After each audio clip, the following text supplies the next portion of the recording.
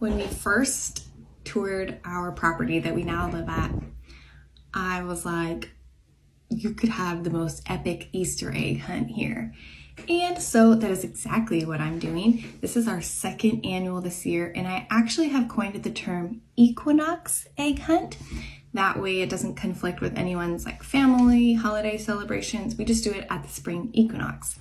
So I'm getting ready for it this week, and these are 3 things that I'm going to do this year to make it better than the first year. First, all plastic eggs. Last year I did a mixture of plastic and hard-boiled, and not only are the children of the early 2020s not interested in hard-boiled eggs, we also are already trying to keep the rats from eating the eggs in our chicken coop. Like, we don't need to add fuel to that fire. So we're going all plastic eggs this year.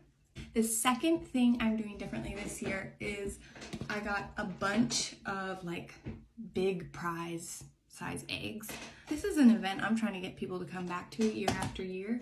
And last year I did like 1 golden egg, and I just wanted it to be a little more equal opportunity on the like big prizes.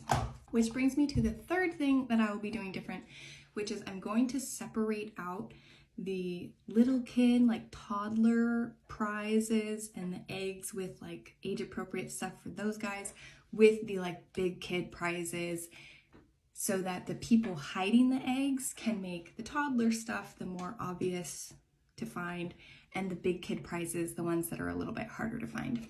I hope that helps you as you plan your epic egg hunt, and make sure you follow to get more tips and tools on making the early years super magical.